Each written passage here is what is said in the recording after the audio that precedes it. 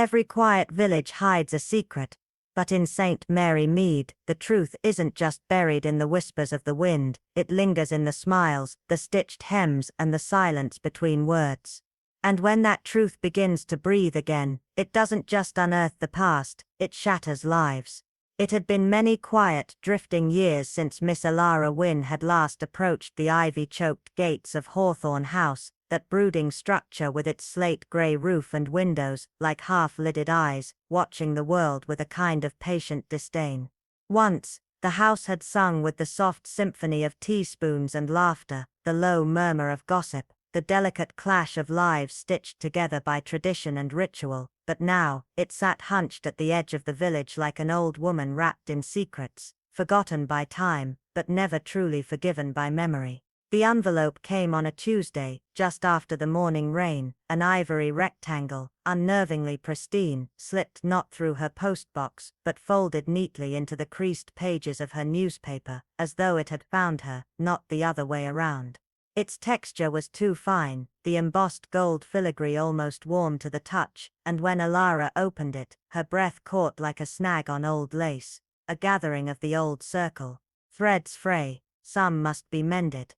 That was all it said, and yet the words coiled around her spine like a chill breeze through a keyhole. She had heard that phrase before, half-whispered at the back of a candlelit church hall years ago, on the day they found Marjorie Allen's bonnet by the brook, but not the girl who wore it. Something in those words pulled at her bones, and before she could question her decision, she found herself walking once more up the gravel path, each step heavy with the weight of years unspoken, until the great oak doors of Hawthorne creaked open, not with welcome, but with warning. Inside, the air was thick with nostalgia and dust, the drawing-room arranged as though preserved in amber, the lace curtains hung undisturbed, the scent of bergamot oil and beeswax polish lingered like ghosts, and the women older, softer around the edges, but still bound by the same unspoken rules, sat in a familiar ring, hands busy with embroidery, eyes anything but. Their smiles were brittle, their glances stitched with unease, and Alara felt at once both outsider and conspirator.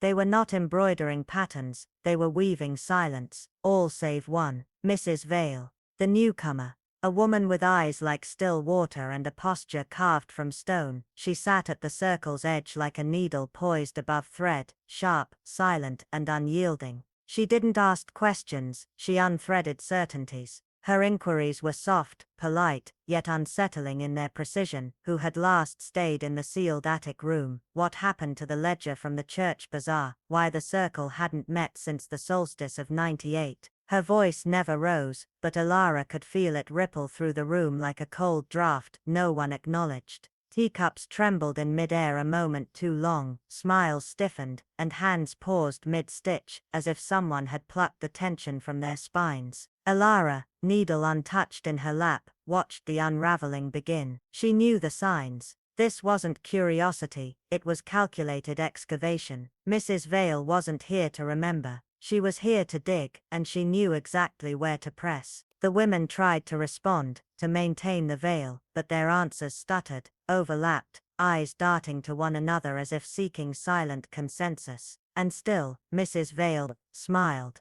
thin, unreadable, like the sliver of a moon over a frozen lake. As the sun dipped behind the mist-cloaked hills and the gathering began to dissolve, shawls were drawn tight, and the quiet murmur of goodbyes floated through the heavy air. Alara didn't move. She lingered by the threshold, drawn by a sudden hush that fell behind her, the kind of silence that vibrates with meaning. From within the room, voices whispered like moth wings in the dark. "She shouldn't have come back," said one, urgent, frightened. "It's too late now," replied another, weighted with guilt or resignation. "We should have told her before someone else did." And Alara, standing perfectly still with her hand resting on the polished doorknob, felt her pulse rise like storm water against a dam. They weren't talking about her, or maybe they were. In either case, the truth had stirred, restless beneath the surface. This wasn't a reunion, this wasn't remembrance. This was a reckoning carefully wrapped in tea and civility, and the thread that had held their shared silence for decades was beginning to fray, pulled not by chance but by design. Mrs. Vale had come not as a guest, but as a force quiet as snowfall, precise as a scalpel. And as Alara stepped out into the growing twilight, the air tasted different, like something old had been disturbed, like the house itself was waiting, watching. She didn't know yet what Mrs. Vale truly wanted, or who had sent the invitation, but she understood one thing with icy certainty: something buried long ago had begun to stir beneath the surface, and whatever it was, it had teeth. The air in Elderberry Lane seemed too still that afternoon, the kind of eerie stillness that settles when something long buried begins to stir beneath the surface. Eleanor Vane, recently returned to the village after a 20-year absence, stepped into the Lamplight Society's tea gathering, a genteel weekly affair hidden behind velvet drapes and the scent of lavender polish. But the moment she entered, a subtle but distinct shift passed through the room, like lace fluttering in an unseen draught. The women, once merry in their quiet murmurs and rhythmic stitching, fell a decibel quieter, their needles pausing mid-air for just a heartbeat too long. Eleanor moved with composed grace, her fingers gloved, her smile polite, but her eyes, those sharp sea-glass eyes, missed nothing.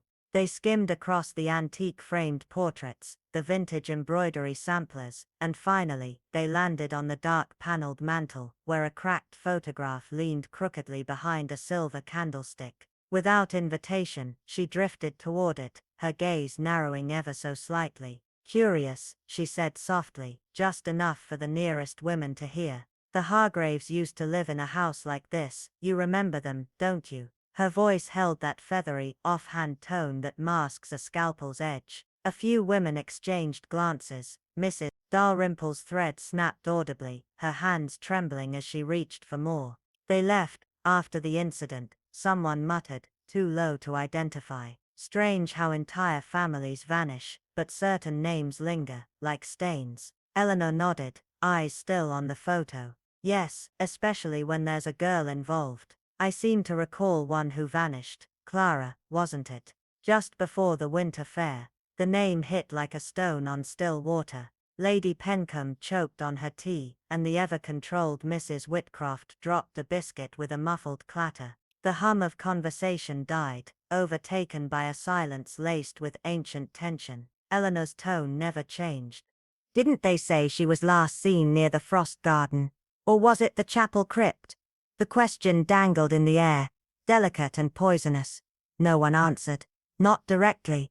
Instead, someone spoke of rose pruners, another about the choir's winter recital, but all too quickly, too rehearsed, as if they were grabbing at threads to mend a tapestry fraying fast. Eleanor sat back in her chair, hands folded neatly over her lap, her expression unreadable, but inside she could feel it. The quickening pulse beneath the calm, the tremor behind every forced smile. She knew the signs, how they blinked too often, how Mrs. Ainsley's hand kept brushing that old pendant nervously, how Miss Holloway's foot tapped just once before going still. These were not women recalling a tragedy, these were women protecting a truth. As the gathering began to dissolve under the usual farewells and the rustle of coats, Eleanor lingered near the bookcase, her fingers idly tracing the spines, but her ears were fixed on the hushed voices behind her. "Why now?" one whispered. "Because it never really ended," replied another, "and someone's finally come to finish what was started." Eleanor smiled faintly to herself. She hadn't returned for tea and polite conversation, she had returned because lies, like old stitches, eventually come undone. And she was here not to sip tea, but to tug the first thread. Evenings in Elmbrook Hollow had always carried a stillness, a deceptive calm that felt like the quiet before a storm. But that day, as the pale yellow light filtered through the old panes of the parish hall, something in the air had shifted, like a secret twisting and coiling its way out of the shadows. Inside, the Thursday Tea Society had gathered once again, their usual chatter woven with the soft clinks of teacups and the familiar rhythm of knitting needles. Yet there was a subtle tension beneath it all, like a delicate thread pulled too tight. Adeline Crowthorne, recently arrived from Sussex with eyes that seemed to remember more than her lips ever said, sat quietly among them, quieter than usual. She listened, watched, smiled when expected, but there was a weight behind her silence. As the conversation drifted to lemon drizzle cakes and lavender jams, Adeline tilted her head and asked a seemingly innocent question, her tone laced with something unspoken. Did this hall used to host a choir group? Wasn't there a girl who disappeared from here once? The question dropped like a stone into a still pond. Miss Fenwick startled so badly, she dropped her thimble into her tea. Mrs. Dorsey's face lost all its color, and the room suddenly became too quiet, too brittle. Even the clock on the wall seemed hesitant to tick. Miss Halloway, the oldest among them, offered a smile, thin and practiced as she replied, "Old stories, dear, best left where they belong." But Adeline only nodded slowly, her gaze sharp and thoughtful. The room resumed its rhythm, but it was all wrong now, like an orchestra slightly out of tune. Every glance exchanged carried a flicker of fear, every smile felt like it was hiding a scream. When tea was poured and lemon biscuits passed around, Adeline wasn't focused on flavors, she was reading faces, decoding the tremble in their hands, the cracks in their laughter. As the gathering ended, and the women began to leave, Adeline lingered, pretending to admire a painting on the wall. But she was listening to a hushed exchange behind the curtains between two women, their voices barely more than whispers. "If she starts digging," one said, "it will all come out." The other whispered, "We swore, after that day, we would never speak of it again." That was enough. The pieces were starting to form a shape in Adeline's mind. Later that night, while the village slept under a blanket of fog, she sat at her desk, lit only by a flickering lamp, and scribbled in her diary. "This isn't just the case of a missing girl, this is a buried crime, one that still breathes beneath the silence." She underlined the words twice. That's when she heard it, a soft knock at the window. Not loud, not frantic, just enough to freeze her in place. She turned slowly, but outside was only darkness, and the ivy vines swaying in the breeze. Still, Adeline wasn't afraid of darkness. She feared faces that smiled too sweetly in the light, faces that hid corpses behind every kind word. And in that moment, she made a promise to herself, whatever secret Elmbrook Hollow had stitched beneath its lace doilies and lemon biscuits, she would unravel it, even if the thread was soaked in blood. The antique clock in the drawing room had barely struck 4 when the women of the Winterfield Literary Circle began to gather beneath the stained glass dome of Lady Winthrop's old conservatory. The sunlight outside now reduced to a dim golden haze that filtered through ivy-draped windows, casting twisted, vine-like shadows across the floor. It was supposed to be a simple afternoon of discussion and lemon tea, yet something in the air felt curiously charged, heavier than usual, as if the walls themselves were waiting to bear witness to something unspeakable. Elara Merton, quiet, elderly, sharp-eyed, had always believed that true evil rarely shouted. It whispered, it waited, it smiled. As she sat down and adjusted the folds of her shawl, her gaze was drawn instinctively to Eleanor Vance, a charming woman with impeccable manners and perfectly set curls, but with a stillness about her that felt rehearsed. Eleanor's eyes darted, just once, toward Beatrice Holloway, who sat across the circle sipping tea, oblivious to the storm hovering silently around her. The look passed in less than a breath, but for Elara, who had spent a lifetime studying the art of human deceit, it was enough to ignite suspicion. As polite laughter floated in the air, and cups clinked gently on saucers, the tension underneath their pleasantries built like a taut wire. Then, without warning, Beatrice let out a sharp rasping breath, the porcelain cup slipping from her trembling fingers, and crashing against the saucer, the sound like a gunshot in the brittle silence. Her body stiffened, her throat convulsed in a terrible twisted gasp, as she clutched the edge of the table, eyes wide with a terror that words couldn't form. And then, as though life itself had been pulled from her in a single tug, she collapsed sideways onto the floor, limbs jerking once, twice, and then falling still. Chaos exploded. Someone screamed her name, others leapt to their feet. The delicate circle of lace and laughter turned instantly to disorder and dread.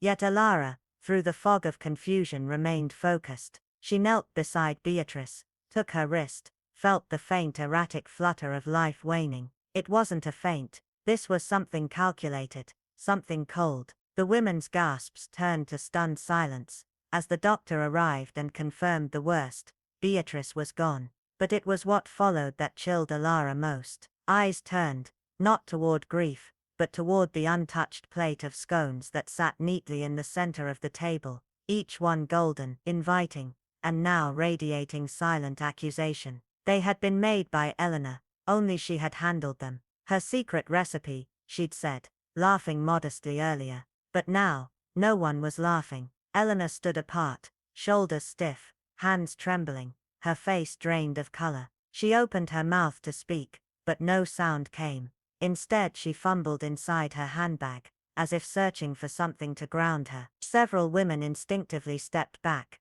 not from rudeness, but as if some primal instinct told them that to stand too close was to invite misfortune. And just then, Elara saw it, a flicker of something almost impossible to detect. Lillian Wright, quiet, and always half forgotten in the corner, allowed a faint momentary lift of her lips, a tiny exhale, that could almost have passed for relief. Not joy, no never that, but release.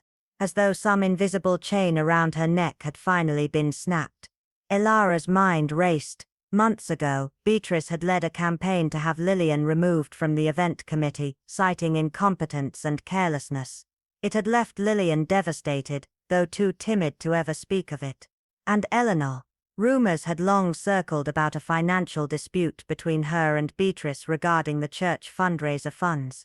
At the time the village had dismissed it as idle gossip, but now those fragments felt like jagged puzzle pieces begging to be arranged. The inspector soon arrived, face grim as he was told of the scones, and Eleanor stammered about flour, lemon zest and ingredients, her voice barely above a whisper.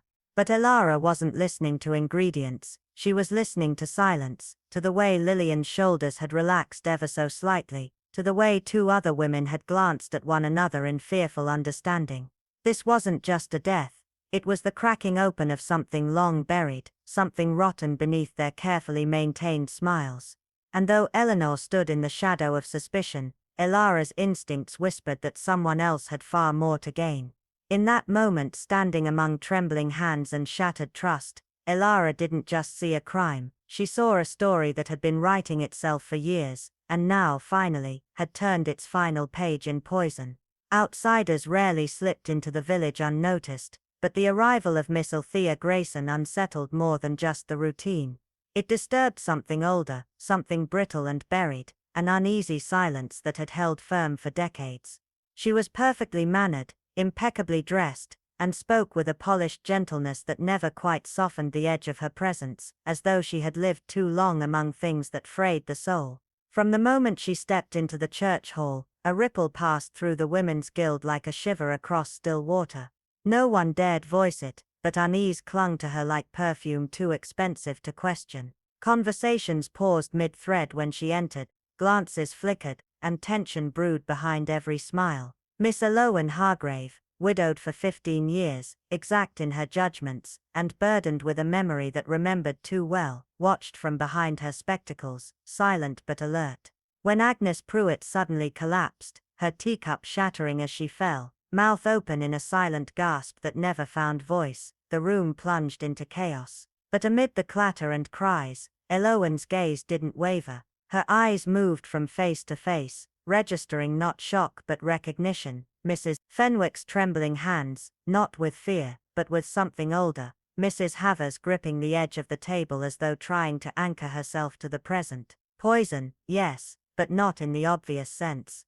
Elowen suspected the true venom had been seeping for years, through whispers, through shared glances, through a guilt that festered quietly behind lace curtains and garden gates. When the gathering finally thinned under a blanket of whispered condolences and brittle denial, Elowen approached Mrs. Havers, who stood rigid at the edge of the churchyard, her handkerchief clenched so tightly it might tear.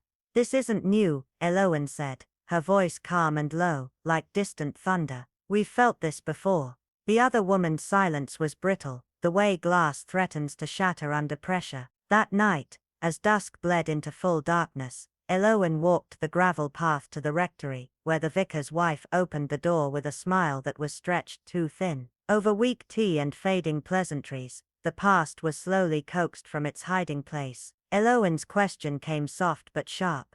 "Tell me about the year the gardens weren't judged." The effect was immediate, a twitch of the hand, a flicker in the vicar's wife's gaze, and then the story emerged, careful and halting. Clara Mendel, bright-spirited, too ambitious for some, had disappeared after a heated dispute during a floral committee meeting nearly 3 decades ago. No goodbye, no note, just a silence so complete it became unbearable to mention. Some whispered of elopement, others hinted at something buried deeper in the hedgerows. Clara had a younger sister too, the vicar's wife recalled, Estelle, or maybe Elise, who left the village soon after, vanishing with a haste that spoke of more than grief. Someone once said she married under another name, she added with a glance that lingered too long. Eloin leaned back slightly, heart thudding not with fear, but with the slow certainty of a puzzle clicking into place. Althea Grayson, with her soft accent, her veiled mentions of a dead sister, and her distant winters in Yorkshire, was no stranger here,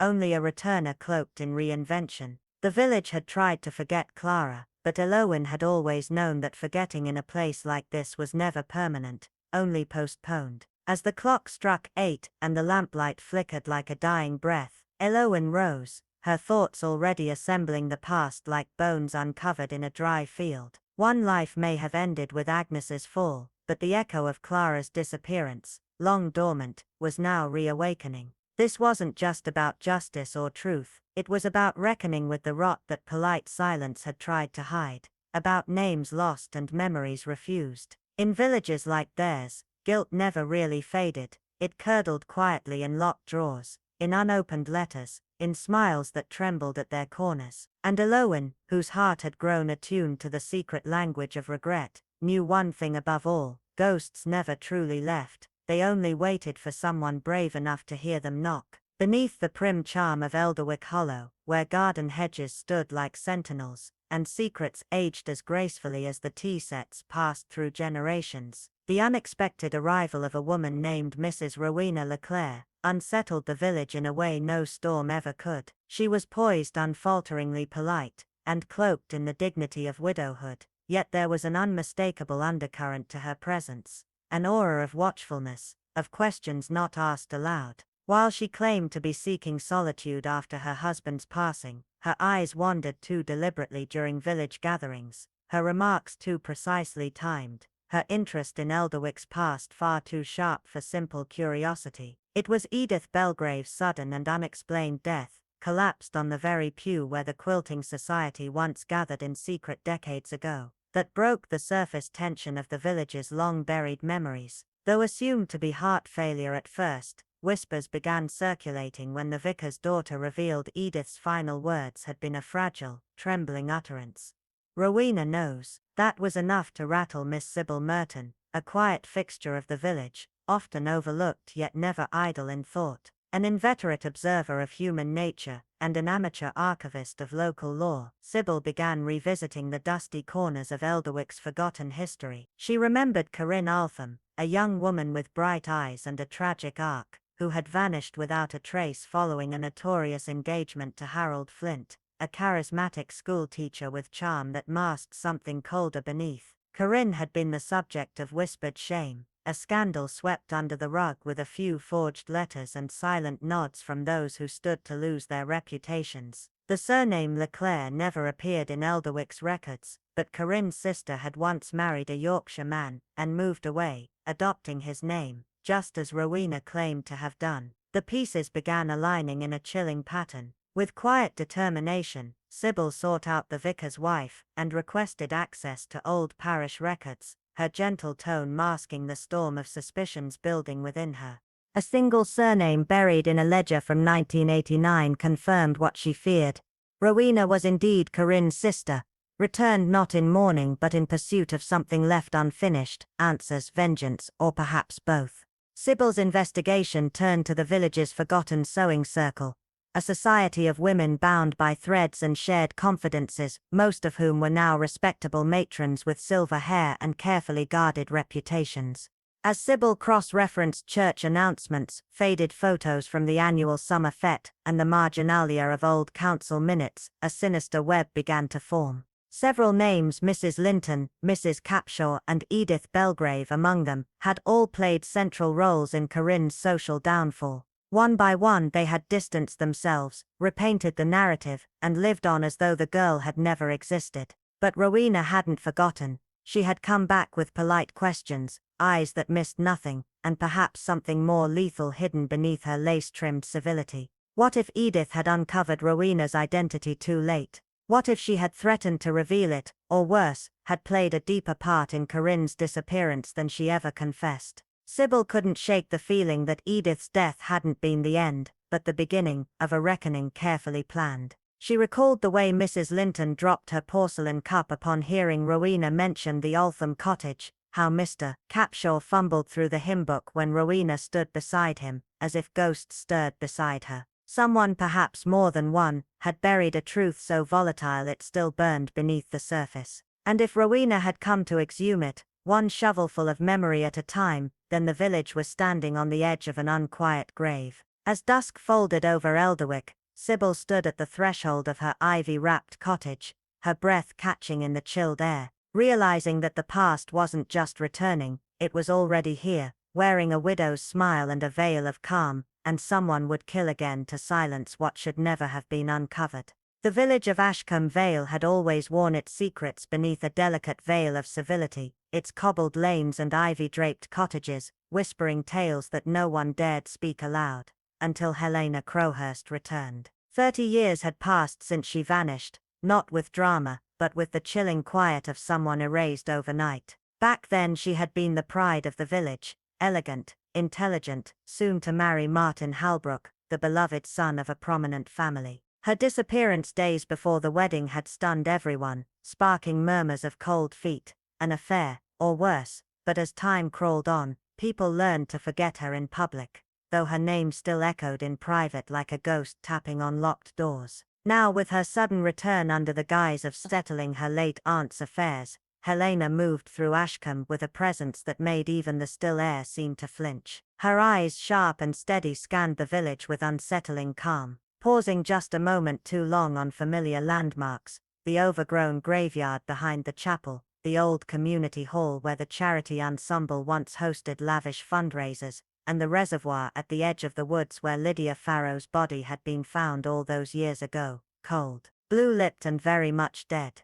Helena asked questions, never directly, never rudely, but with precision that unsettled the villagers. Who still lived on Elmbrook Lane? Did anyone remember the fire that destroyed the records room in '94? Had they ever rebuilt the archives? Her inquiries sent subtle panic through the veins of those who still remembered what truly happened, their smiles growing tighter, their voices more brittle. At first the townsfolk pretended not to notice her return, brushing it off as a coincidence, but behind closed curtains and in hushed kitchen whispers, fear bloomed. Especially among the old charity ensemble, an elite group of respected women who once orchestrated not just fundraisers, but influence, alliances, and as some suspected, cover-ups. Clara Dunstable, once the ensemble's iron-willed leader, had been seen burning documents in her backyard the very night Helena appeared at her door. Mrs. Allerton, the vicar's widow, trembled so visibly at church that she dropped an entire tray of communion wafers when Helena entered.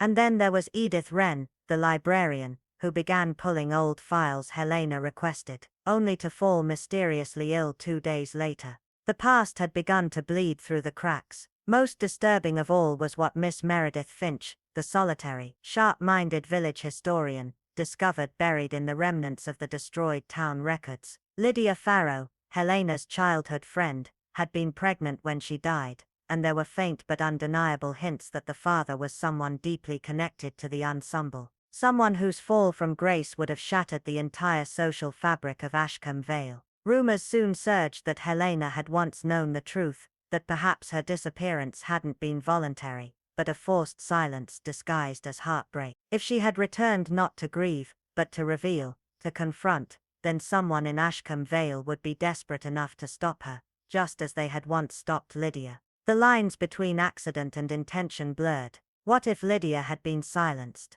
What if Helena had been next and survived? As the tension mounted, doors began locking earlier, windows no longer opened freely, and watchful eyes followed Helena wherever she went. Her calm demeanor now seemed less like peace, and more like patience, like someone waiting for the right moment to draw the curtain back on the past. Miss Finch feared it wasn't justice Helena sought, but reckoning, and in a village where pride meant everything, where buried sins were paved over with decades of polite smiles and charity events, the truth could be more dangerous than anyone dared admit. One thing was certain: someone in Ashcombe Vale had killed to protect a secret once, and they might do so again. In the deceptively quiet village of Fanshawe Hollow, where hedgerows stood tall like sentinels guarding secrets, and the scent of lavender often masked rot beneath the surface, the unease had thickened into something nearly palpable, heavy in the air, like a storm just beyond the horizon. What began as idle speculation surrounding the long-forgotten tragedy of Margaret Claiborne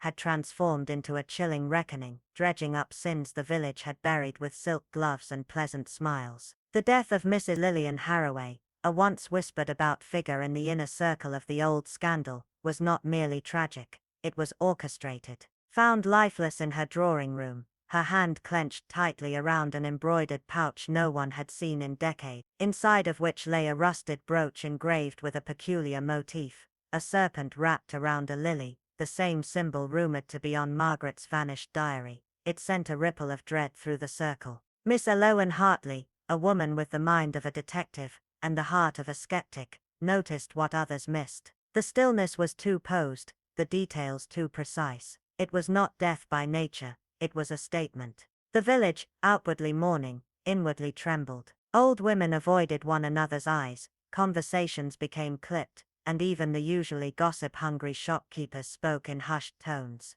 Then came the incident at the sewing circle, an evening cloaked in routine, with needles glinting in the low candlelight and threads dancing like veins across fabric, when Mrs. Aldcroft suddenly collapsed, her lips foaming, her hands clawing at her throat, eyes wide not only in pain but in some deep recognition, as if she'd finally understood a truth too dreadful to name. Poison, again.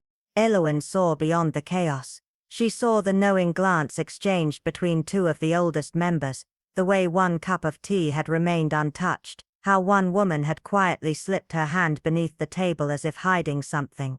The poison wasn't just meant to kill, it was meant to prevent a voice from speaking. The whispers grew more dangerous. Stories resurfaced of Margaret being pregnant before her mysterious drowning, of a child born in shame and hidden away, perhaps even raised within the very circle that now pretended shock. And then, as if the village itself conspired to reveal its rot, Mrs. Harroway's garden pond gave up another secret. In the early morning mist, a neighbor spotted her body floating face down, her gray hair splayed out like tangled thread, one rigid hand grasping a tattered piece of blood-stained lace, an artifact too deliberate to be accidental. Eloan, with her quiet charm and sharp observation, was permitted a glance at the scene, and saw what no one else acknowledged: muddy footprints, too large to be hers, leading away from the pond's edge and disappearing into the garden where lilies bloomed over soil that had seen far too many buried truths. The official word whispered suicide, grief, remorse, but Eloan knew better. These were not acts of guilt-ridden minds losing grip. They were executions, systematically silencing those who knew too much or remembered too clearly. The fear was no longer about the past alone, it was about what that past had grown into. Each death brought the truth closer to the surface, and with it came desperation. Those once complicit were now prey, hunted by either someone seeking justice long denied, or someone trying to extinguish every last thread before it could unravel completely. And as the village clung to its routines, the market mornings, the church bells, the Sunday teas, Eloan knew something no one else dared say aloud: the killer wasn't finished. Not yet. Because this wasn't just a continuation of old secrets. This was a new chapter, written in fear, driven by vengeance, and soaked in the bitter legacy of what they had done all those years ago. And in the stillness of Fanshawe Hollow, where shadows stretched longer with every sunset, the past was not only alive, it had learned how to kill. The morning fog clung low over Blackmere Hollow, a dense whispering shroud that seemed to curl itself protectively around the secrets buried in the soft earth, unwilling to release them to the waking world. As news of Eleanor Winthrop's body spread, the village stirred with hushed disbelief. but it was not the death itself that gnawed at Miss Lyra Cross.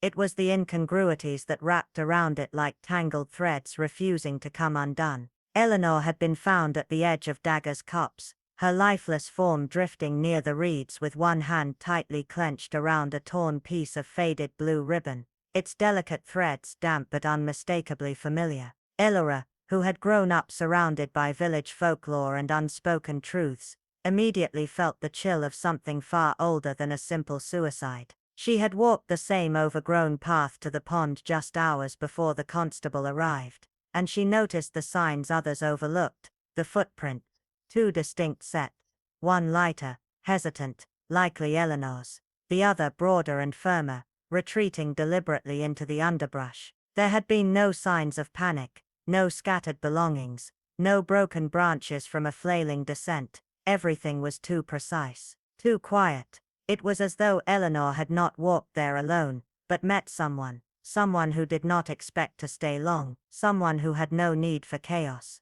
Elora's breath caught when she saw the ribbon, because it stirred a memory buried deep, a dress from 27 years ago, worn by Marple Holloway, the spirited girl who vanished after a public falling out with the wealthy heir Jonathan Deverell, days before she was to testify in a case involving embezzled parish funds. Elora remembered Marable's ribbon vividly. It had been handmade, threaded with a pattern only a seamstress or an observant mind would recall. And now, decades later, here it was again, gripped by another woman whose death reeked not of despair, but of finality. When Thomas Fletcher, the village gardener known more for his drink than his honesty, staggered forward with a confession, claiming a drunken quarrel with Eleanor had led him to push her into the pond, the village was quick to accept it. They needed closure, even if it was flimsy. But Elora listened carefully.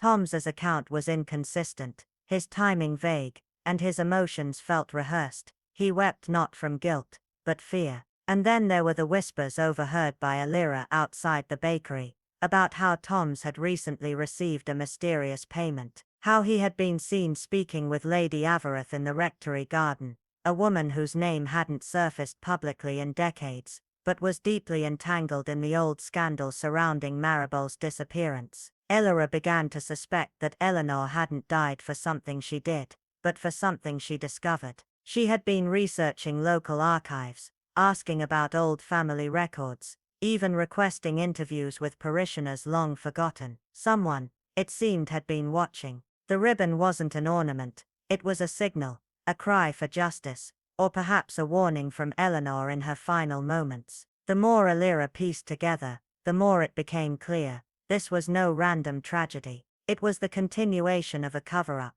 a story scrubbed clean by those in power, masked by shame and silence. Now, as Elira stood by the edge of that still water, staring into the same ripples that had witnessed two disappearances decades apart, she realized that the killer was not just erasing lives, they were silencing truths. And yet, Elora Cross, whose eyes saw deeper, and whose memory stretched longer than anyone realized, would not let Blackmere Hollow sleep easy any longer. The truth was rising, like the mist from the water, and someone, somewhere, was about to feel the weight of their buried sins come crashing back to the surface. Beneath the veiled whispers of time-worn tales and shadows of forgotten memories, Elora Dawnwood moved with deliberate grace, each step of her investigation as precise as a needle threading through the fabric of truth. Her next destination was neither grand nor suspicious, the quaint little village grocery store, but she knew often it was within the hum of mundane places that secrets clung like dust,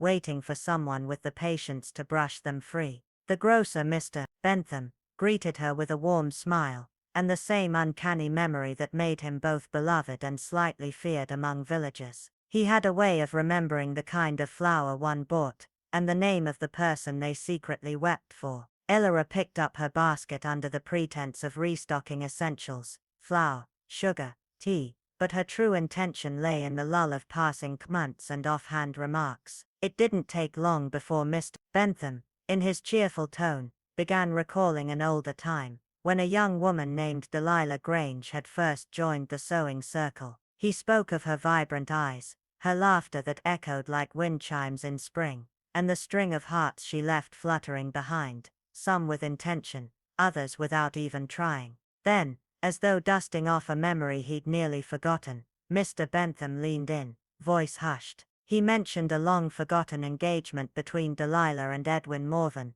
a bond that had dissolved mysteriously before Edwin married his current wife Claudia. That quarrel, he muttered, caused more than just hurt feelings. It turned the air heavy for weeks. Elira listened without interruption, offering only soft hums of interest. She knew better than to rush a man who loved storytelling on his own terms.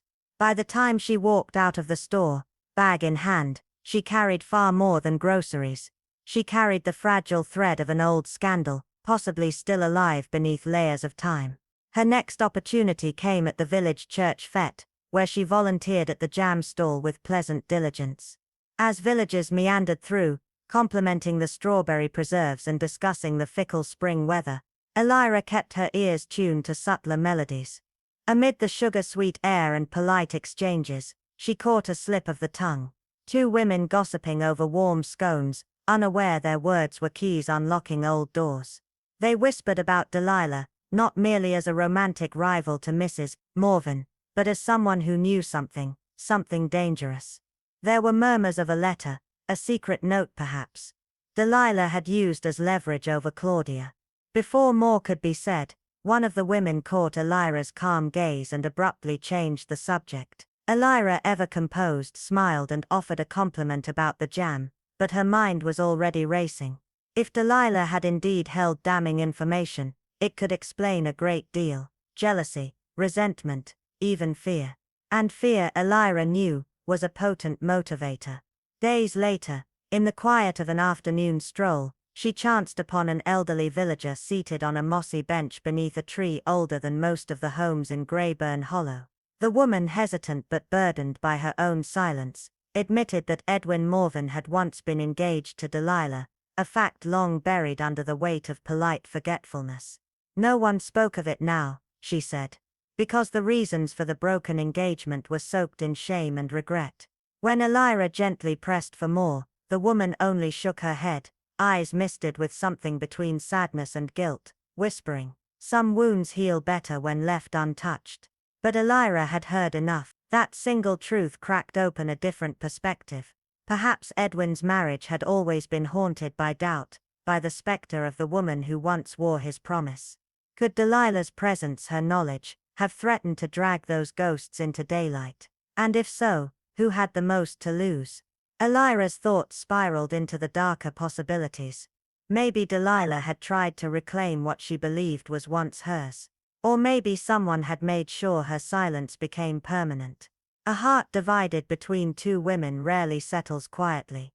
And when pride, power and hidden truths mix, the resulting storm is rarely survivable. Each revelation now hinted that the tragedy surrounding Delilah Grange was not a random sorrow, but the final move in a long silent war fought behind lace curtains and cordial smiles. As Elira stared into the fading light of day, she knew she wasn't unraveling just a mystery. She was exposing wounds the village had chosen to forget. But wounds left hidden never heal, they fester, and eventually they demand reckoning. Over a pot of lukewarm tea in a weathered stone cottage tucked behind a veil of ivy, Elira Marple sat across from Agnes Weatherby, a retired maid who had once served the Aldmore estate during its most turbulent days. Agnes's hands trembled slightly as she gripped the porcelain cup, her knuckles pale, her gaze distant as if peering into a past she had long tried to silence. With a voice low and brittle, she revealed that Lord Ashcombe, widely regarded as a man of integrity, had continued to meet the enigmatic Evelyn Harrow well after marrying his wife Celeste. These meetings, she whispered, weren't the idle affairs of fading affection but secretive rendezvous cloaked in the veil of dusk, often ending with Lord Ashcombe returning home tense, disheveled, and carrying the faintest trace of perfume unfamiliar to Celeste's signature scent. Though Agnes never bore witness to raised voices or visible quarrels, she had felt the tension fermenting beneath the surface. Evelyn's hope for a rekindled love clashing silently with Lord Ashcombe's growing burden of loyalty and shame. Elira thanked Agnes gently, but the confession sat heavily in her mind, For if these liaisons had truly continued until the week Evelyn vanished without a trace, it suggested more than heartbreak, it hinted at danger. The village had whispered of Evelyn's disappearance for years, painting her as a wandering spirit, or a woman scorned into silence. But Elira now saw the outlines of a deeper, colder truth. With Celeste Ashcombe, recently found dead under suspicious circumstances, and another woman, Miriam Claiborne, a seamstress known for her sharp tongue and curious nature, killed just weeks later, Elira began to see the bloody thread weaving through their quiet hamlet. The pattern was not just coincidence, it was orchestration. If Evelyn had held knowledge that could unravel the carefully crafted image of Lord Ashcombe's respectable life, then her silence may not have been voluntary. Perhaps she had tried to leverage that knowledge. Love turned to desperation, desperation turned to blackmail. And now, decades later, as Miss Claiborne began to ask questions, history had repeated itself with fatal finality. But the most chilling revelation came not from gossip or confessions, but from a forgotten drawer in the rectory, where Elira, assisting the vicar's widow with sorting parish archives, stumbled upon a yellowing envelope dated the very night Evelyn vanished.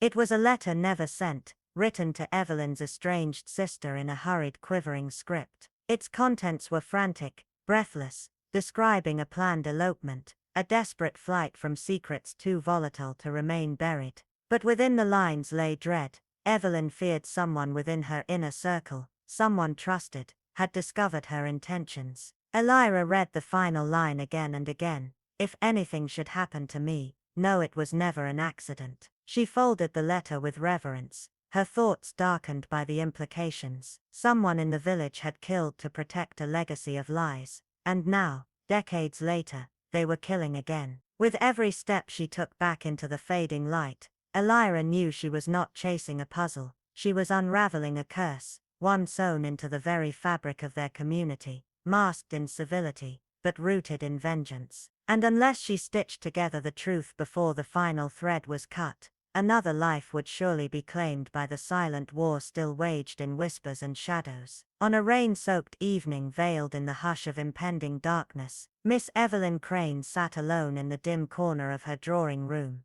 fingers trembling slightly as she turned the time-stained pages of a weathered diary, one she had stumbled upon in the dusty attic of an abandoned cottage, a place her dear friend Lydia had last been seen before vanishing without a trace. The diary carried the scent of mildew and jasmine, a flower long associated with an old village myth about a cursed night called the Night of the Jasmine, when lovers disappeared and only silence remained. But it wasn't folklore that chilled Evelyn's blood. It was a single entry written in a shaky hand, drenched in dread. They warned me, if I speak I vanish. The line read, simple and haunting, each word weighted with terror. There was no name, no date, only that lone sentence and a pressed jasmine bud tucked into the fold, a whisper from the past preserved in time. Evelyn remembered Lydia mentioning a rekindled romance, someone from her youth, someone who had become a ghost in the village's collective memory. But this was no story of star-crossed love. The diary revealed a far more disturbing truth, a secret war fought in silence, a trap laid in smiles and teacups. What began as a personal confession unraveled into a warning. Lydia had discovered something or someone that others had worked tirelessly to bury. That same night, before Evelyn could make sense of what she had read, news arrived like a blade through the dark. Lydia's body had been found near the old village, well wrapped in a silk scarf embroidered with jasmine flowers, her eyes open and empty as if she'd glimpsed something unspeakable before the end. The authorities dismissed it as a tragic accident, drowning, perhaps suicide, but Evelyn knew better. The timing was no coincidence. Hidden inside the diary's back cover, almost missed, was a folded letter written in panic, an apology to an unnamed group, a plea for forgiveness, and a desperate acknowledgement that a second chance would not be granted. They spared me once, it read, but I know too much now. Evelyn's heart pounded with the realization that Lydia's death wasn't an isolated tragedy. It was a message carefully staged, meant to silence, to intimidate, to warn. As whispers grew louder in the village, and the old women of the sewing circle began glancing over their shoulders, Evelyn held the diary close, knowing she was now holding the thread of something vast and violent, something that had claimed lives before and would again if left unchallenged. The jasmine-scented paper, the erased names, the shadowy references to them. It all pointed to a carefully concealed truth, hidden beneath generations of forced smiles and unspoken fears. And as the rain continued to fall in rhythmic, almost ceremonial taps against her window, Evelyn understood one thing with aching clarity.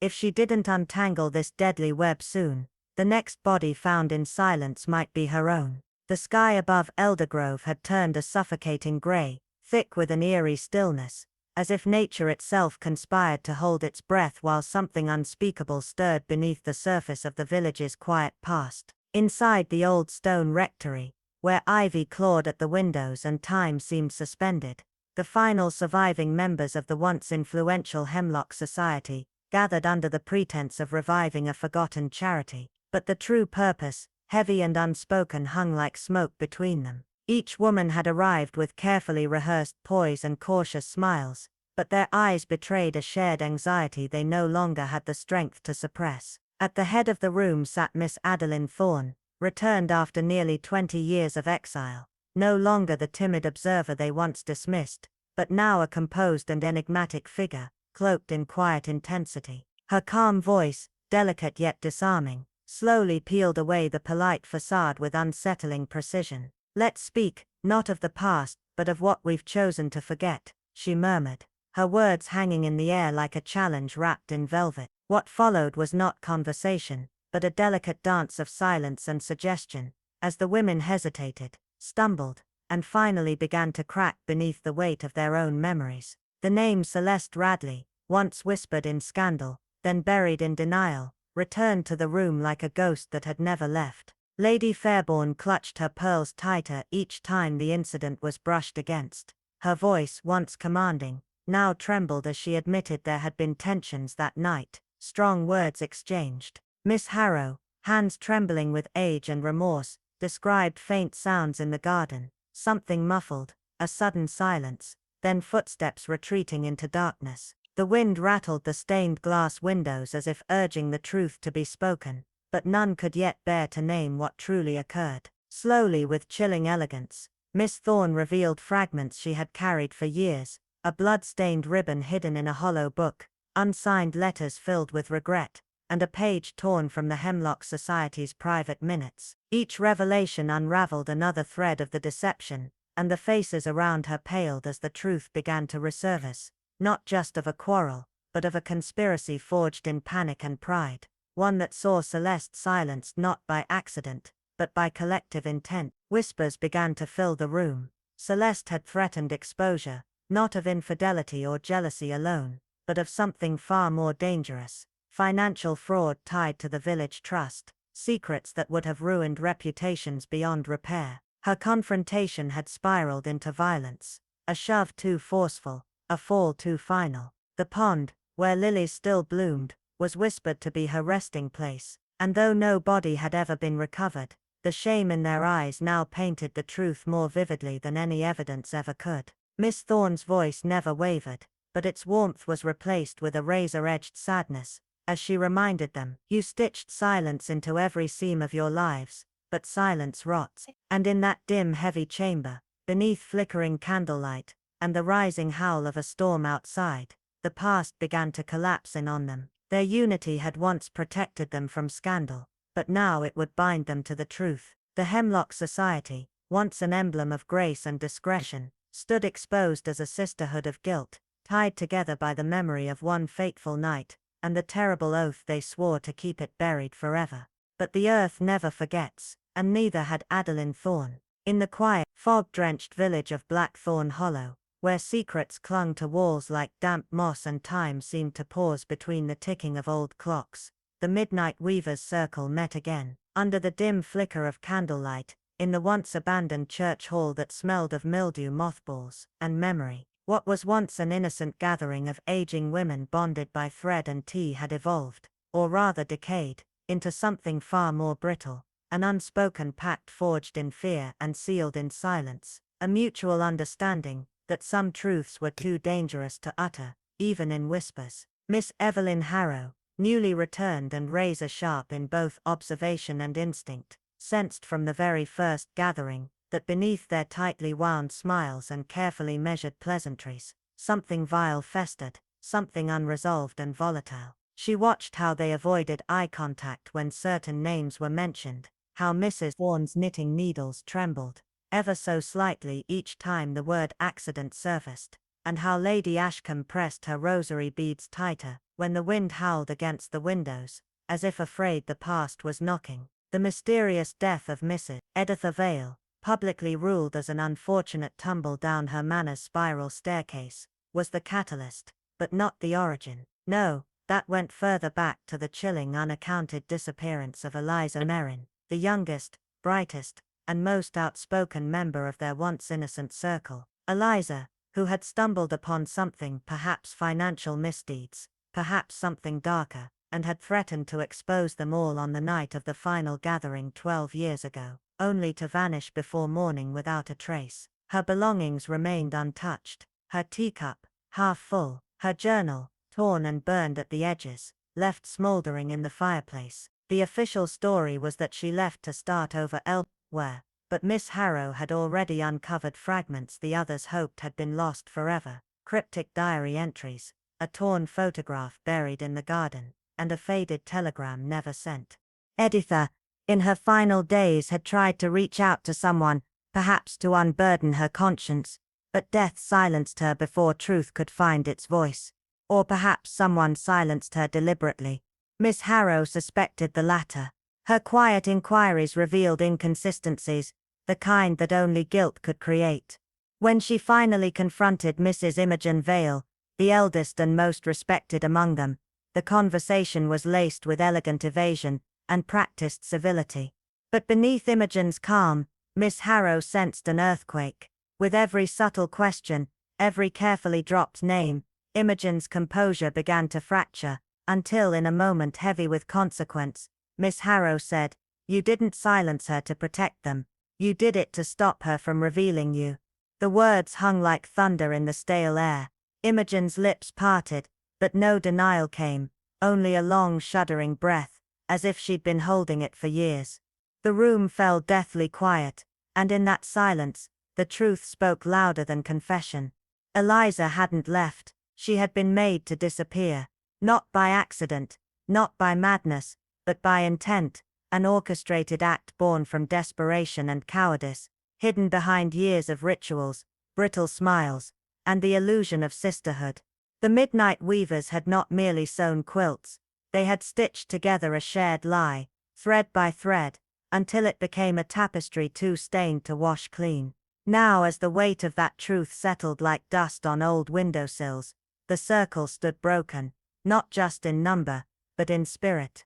Miss Harrow knew the revelations would not bring justice, not in any legal sense, but perhaps, just perhaps, they would force these women to live with the unraveling, every thread a reminder of the girl they buried in silence, and the darkness they wove around her. As dusk unfurled its violet shawl across the rooftops of Elmridge Hollow, the village seemed to exhale an ancient breath, one steeped in secrets, stitched tightly into the brick and mortar of every crooked chimney and ivy-strangled wall. Miss Evelyn Morvenor stood in still reflection by her frost-touched window, the dim golden light of her oil lamp casting her shadow across the faded wallpaper behind her like a spectre watching from within. The echo of the departing carriage wheels still hummed faintly in the air.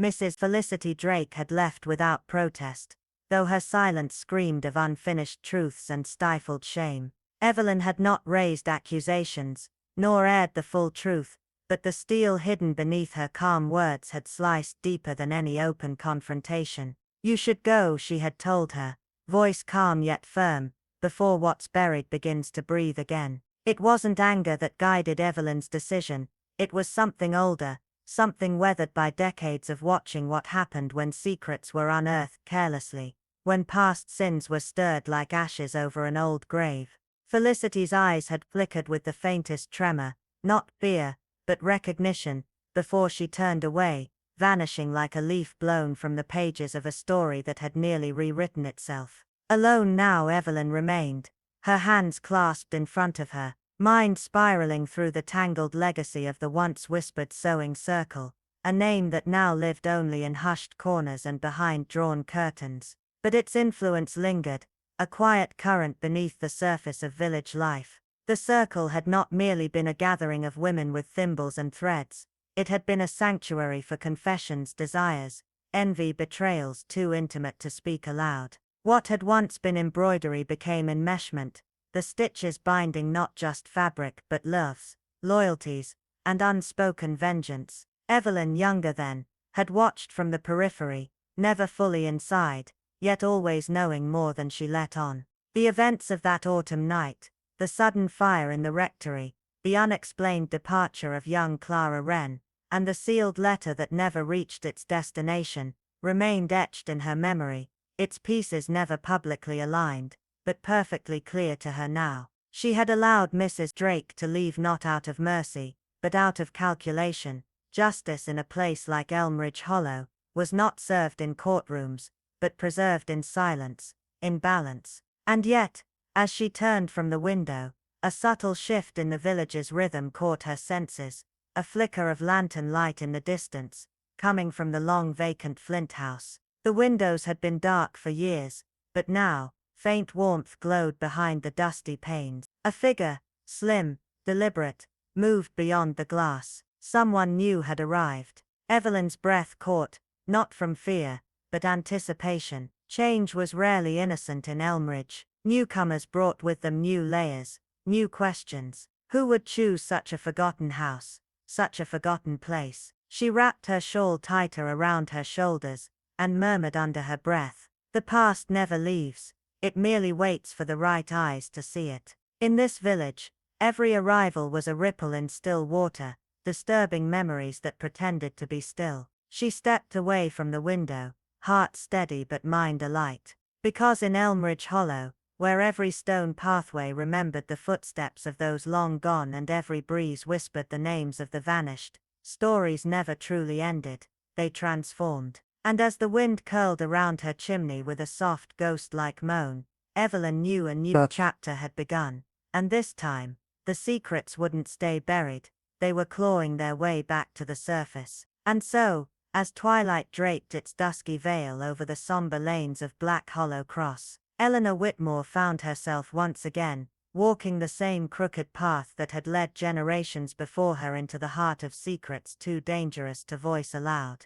The air was thick with an unsettling stillness, as though the village itself held its breath, wary of what might awaken if silence were disturbed too loudly.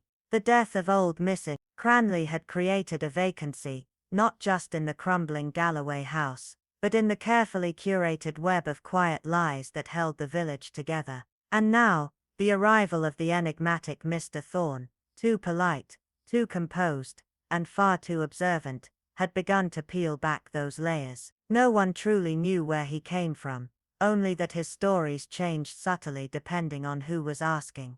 But it wasn't just his presence that stirred unease, it was the oddities that followed, the flickering lights in the abandoned West Wing, the strange scent of lilacs blooming out of season, the old dog who refused to pass his gate, and the reappearance of the parish ledger that had been missing since 1971. Eleanor, whose family had once been gatekeepers of the village's darker truths, had tried to bury her inheritance beneath years of silence, but some legacies are too deeply rooted to forget. Whispers of the hollowing, a ritual spoken of only in drunken rambles and forgotten diaries, were beginning to surface again. And as Eleanor pieced together fragments of old letters, stained portraits and recordings hidden behind false walls, a chilling picture began to form, one that suggested the village's darkest hour hadn't ended, but had merely been postponed. She remembered her grandmother's trembling hands, the way she used to mutter in her sleep about the seventh face,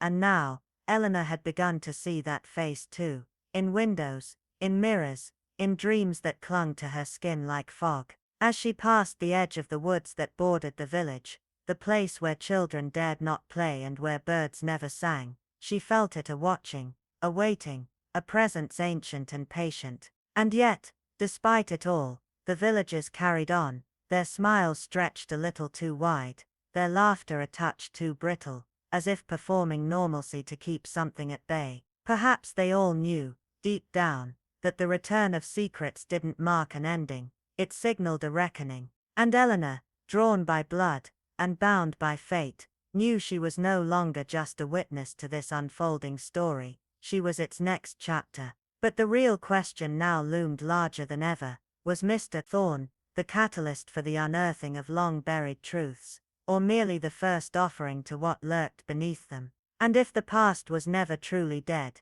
only dreaming, who then had stirred it awake? What would you do if the place you called home held not just history but hunger? Would you dig deeper, or run while you still could?